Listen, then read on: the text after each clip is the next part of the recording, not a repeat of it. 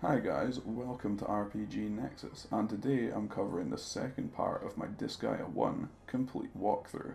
And today we're going to be going into Vyers Castle, which is chapter 2 of the game.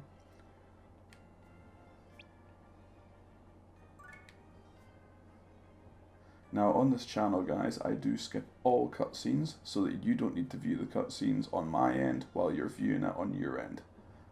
Okay, so here we go. So we've got 3 ghosts on the front, 1 ghost at the back, we've got 2 bird type people and 1 mage. Enemy boost times 3. Now remember guys, it's the geo panels that give them the enemy boost times 3.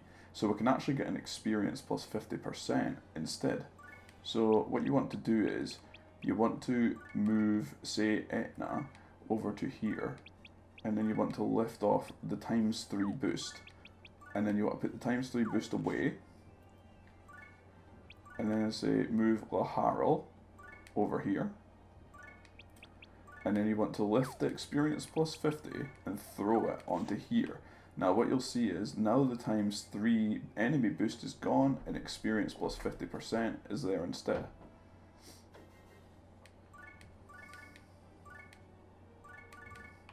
So we'll get our 3 monsters out.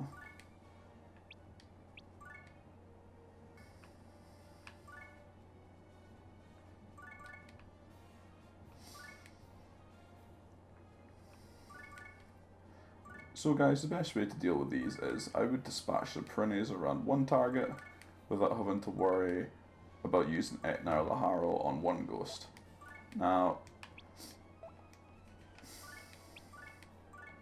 the Prinnies' damage will stack higher if you make them all attack on the same turn. As you'll maybe get to see if that Prinnie doesn't kill him. There we go, there's a level up for 1 Prinnie. Good job, Prinnie. So just make all the Prinnies attack the same target, because Prinnies are very weak monsters.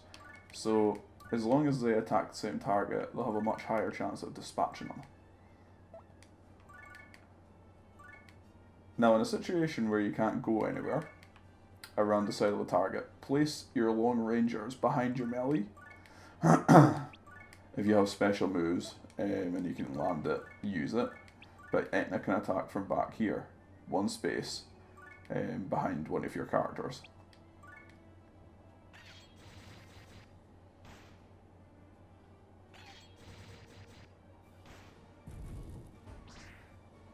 As you've seen, the Prinnie start to do 2 damage instead of 1 damage there.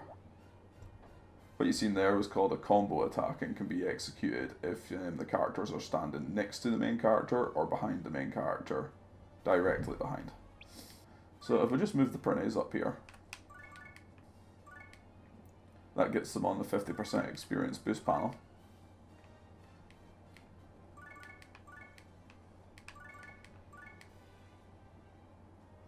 There we are. Now, whoever you want to give experience to, make sure they're the ones that attack.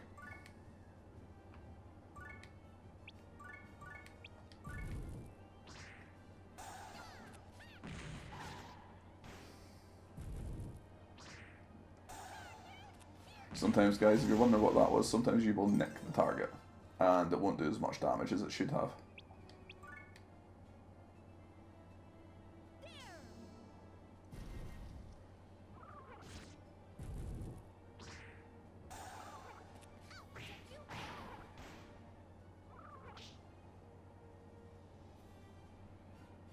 Okay, so again, just make the Prinnies attack the same target. Try to level up your characters equally.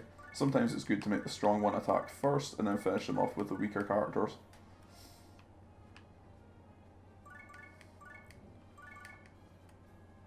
It's probably a good idea to dispatch the mage on this map as fast as you can.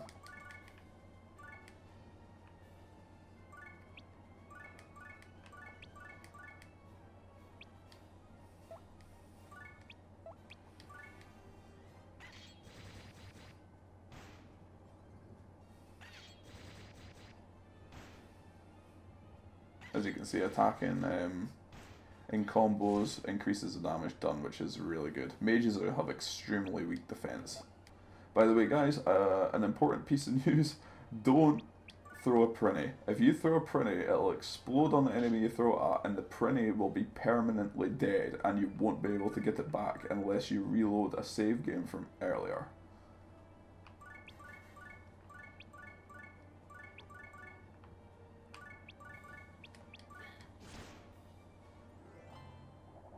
And there we are, stage clear.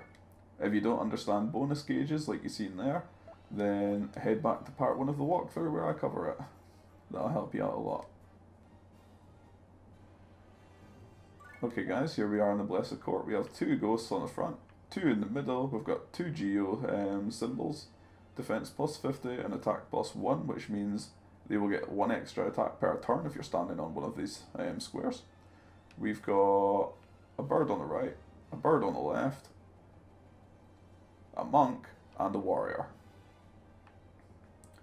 So what we want to do is, we want to be the ones to take these 2 panels, because that means that we can take an onslaught from this entire room. So we want to get past these first guys as fast as possible. As you can see, we have our printies back now.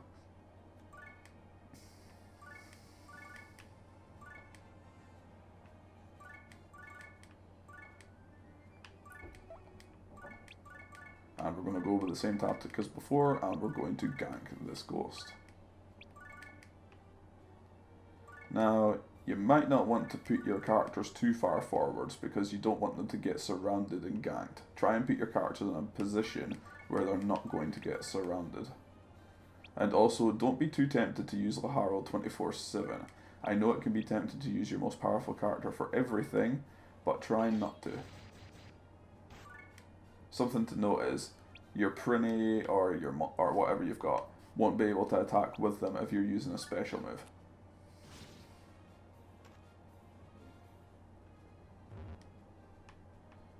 Right, end turn then.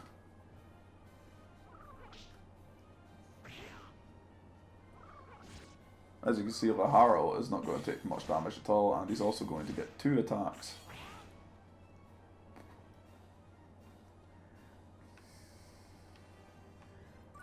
So we're going to let Etna finish off Tandoori, this ghost. And we're going to get the Prinnies to take down this bird. And then we're going to get Laharo to use Blade Rush on the monk. There's Etna just received her next level up.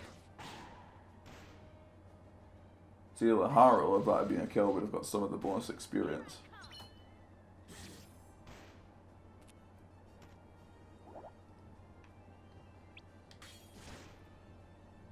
As you can see, guys, Laharo just has more substance to him than the other characters, but again, don't get too reliant on him or you'll struggle later in the game.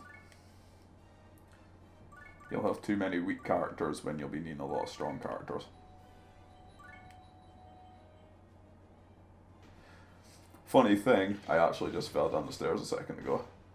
Brilliant.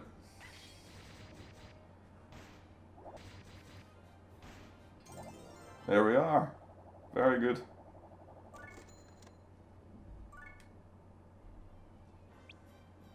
So we're going into the Corridor of Love next.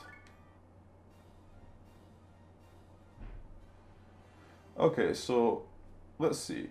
We've got recovery plus 40% altogether. So that's 2 recovery, 20%. So if you're standing on here, you'll receive 40% of your health back each turn. Okay, we've got some range to deal with this time. And a lot of ghosts and a mage and a warrior.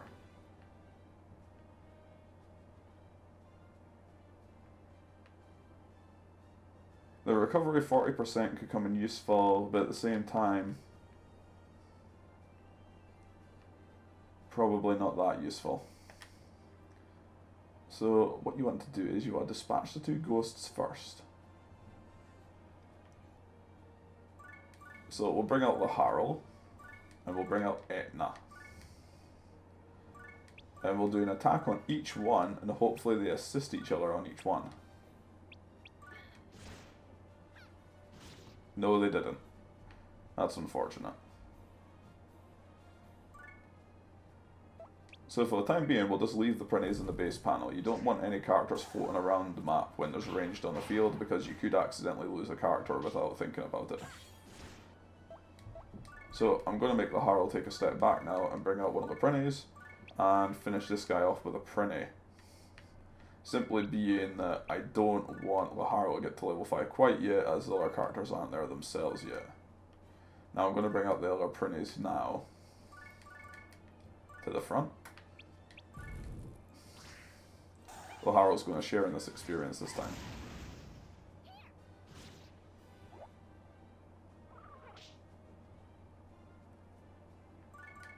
Quite powerful enemies this time around, guys.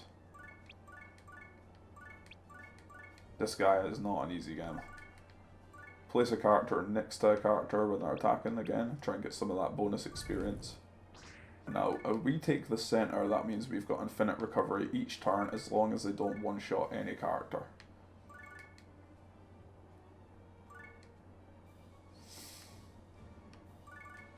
So move all your characters down onto the recovery plus 40%.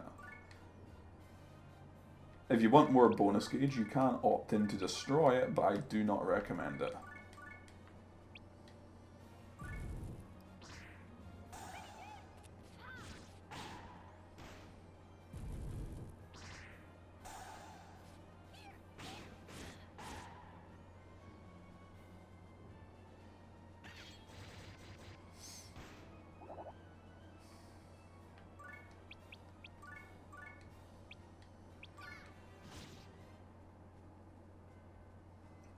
So here comes the two archer girls now. Now you see they are doing a lot of damage and they've just killed that printy instantly. This is what you like to call a trap, guys. These two bowmen, they're designed to be extremely powerful, and I kind of guessed that before I fought them. If you stay on the recovery with the main characters, they won't be able to one-shot any of your main characters.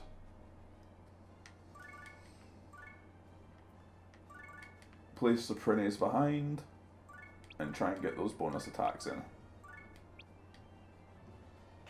You might have to redo some of the map, guys, to level up some of your characters, and you may also have to create some new characters before taking on the boss, because the boss on the next map is called Vyers. He's extremely powerful, and yeah, you can actually have quite a lot of trouble with him if you're not careful. So yeah, guys, basically main problem here is we have to drag the enemies out into the open, because if we don't, they're going to have the stairs, and we can't let them have the stairs. But that's okay, because we've got the recovery. Might not matter though, mind you.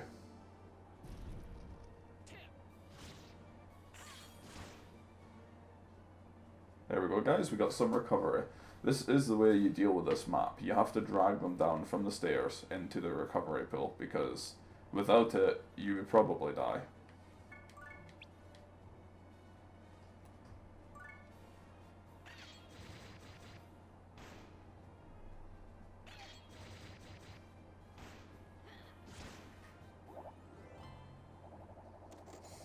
And there we are, we cleared the stage. Okay guys, if you made it this far through the walkthrough, you'll have noticed that my voice was a bit echoey. I'm still getting used to my new setup, but I think I've got a pretty good thing going now. So, I took some time to go ahead and train up some of my characters. You'll see I've got two new characters, Steve and Rhonda, a mage and a healer. I've geared everybody up just a little bit more, because taking down Vyers is going to be a little bit more difficult than I first thought it was. So we're going to go and try and take him down now.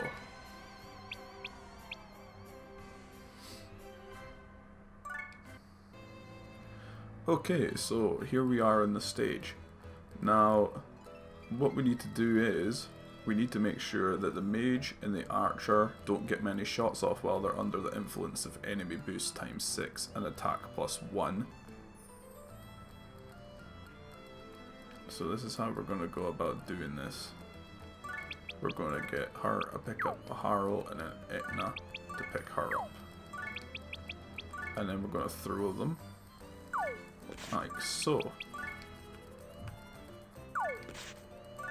And then we're going to get Laharl to use Blade Rush and attempt to take out all three of them at once. Okay, so he managed to take one out. It really is imperative to take down that enemy boost times 6 as fast as possible, guys. If you don't, you'll just die.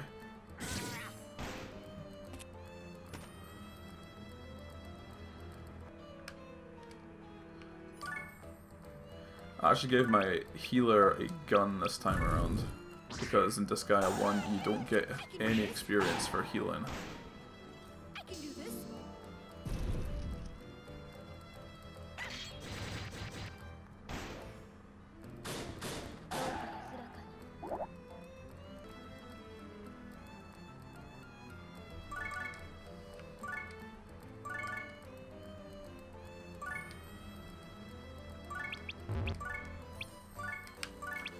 Try to keep your guys away from the casters as much as possible.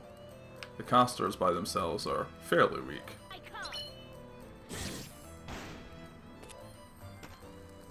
Okay, so we've taken out some of the characters now. So now all we need to do is worry about Vyers himself at the moment.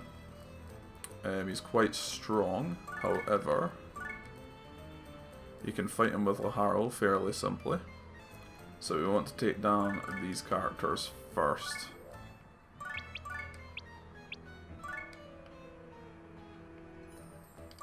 So it was going to be extremely difficult to do.